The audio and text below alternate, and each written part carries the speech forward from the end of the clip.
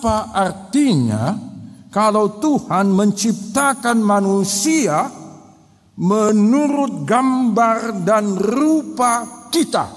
Di Alkitab kita ditulis dengan huruf K besar. Atau menurut gambarnya, menurut gambar Allah.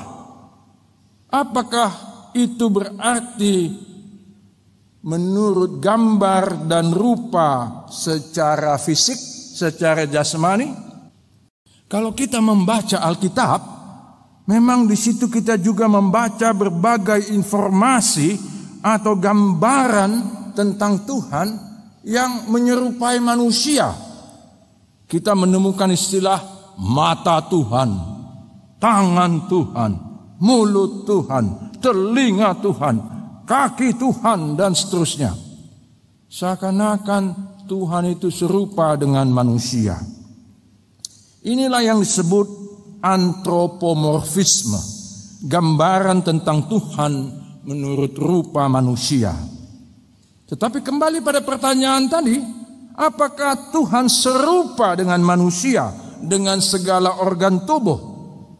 Dan itukah artinya kalau pada nas ini dikatakan Tuhan menciptakan manusia menurut gambar dan rupanya? Ibu bapak dan saudara sekalian, bila kita mengikuti kisah penciptaan langit dan bumi termasuk manusia, maka pada Kejadian 1 ayat 1 sampai pasal 2 ayat 4a kita antara lain melihat bahwa puncak dari proses penciptaan alam semesta dengan segala isinya adalah penciptaan manusia. Hanya manusialah yang disebut diciptakan menurut gambar dan rupa Allah. Makhluk-makhluk lain tidak dikatakan begitu. Hanya kepada manusia jugalah diberi mandat untuk menaklukkan dan berkuasa atas ciptaan lainnya. Dengan demikian, singkat kata, kepada manusia diberi tugas atau mandat untuk mewakili Allah atas semua ciptaannya. Istilah yang digunakan di dalam nas ini ada dua, gambar dalam bahasa Ibrani tselem dan rupa dalam bahasa Ibrani demut. Dua istilah ini sinonim dan saling melengkapi. Yang satu tselem lebih konkret, sedangkan yang satu lagi demut lebih abstrak, lebih konseptual. Tapi kedua-duanya sama-sama menyatakan bahwa menurut gambar dan rupa Allah tidak dalam arti fisikal. Seakan-akan tubuh manusia dengan semua organnya itu sama dengan tubuh Allah. Atau seakan-akan Allah memiliki tubuh seperti manusia. Dengan kata lain, ungkapan menurut gambar dan rupa Allah itu bersifat fungsional dan relasional. Hubungan atau menggambarkan hubungan Allah dengan manusia, di mana Allah menjadikan manusia sebagai wakilnya. Dikemukakan juga dalam nas ini hal lain yang sangat mendasar. Manusia yang diciptakan Allah menurut gambar dan rupanya itu adalah laki-laki dan perempuan.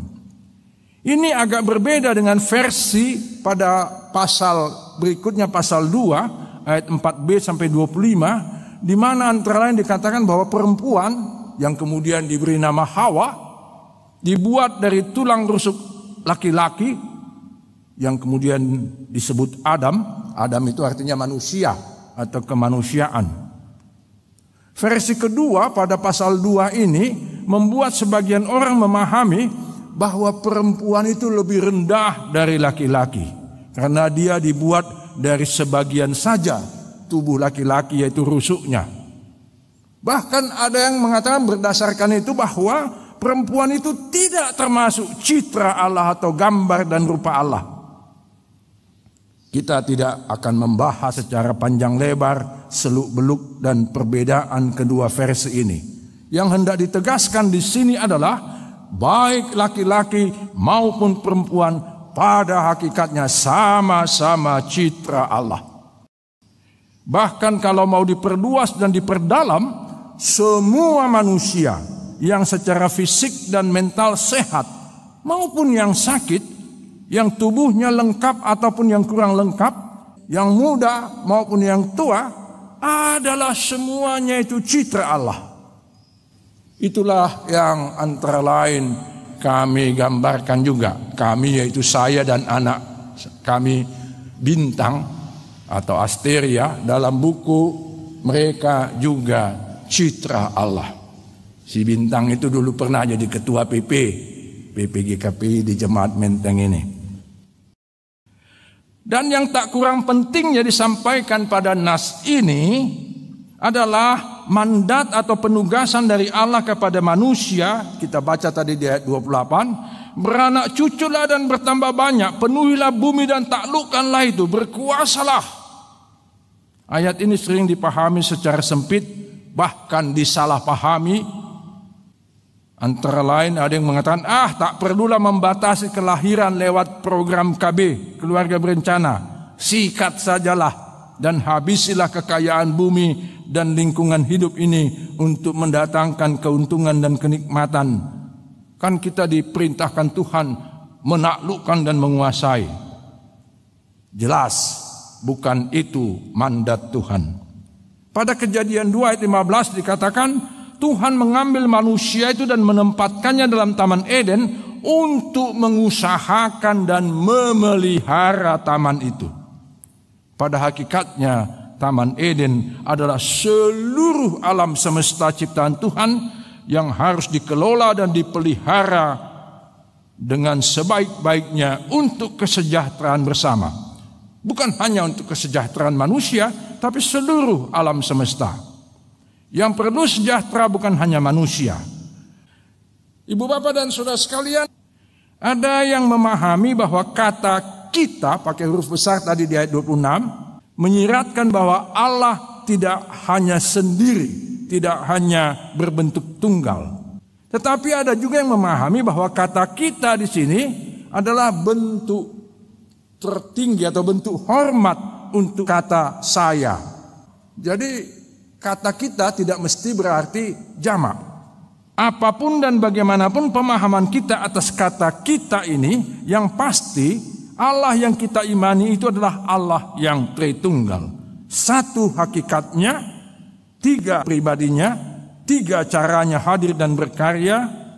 Sebagai Bapa yang mencipta, Tuhan Yesus yang menebus, dan Roh Kudus yang menyertai serta menguatkan. Di dalam epistel disebut anak domba Allah untuk Tuhan Yesus.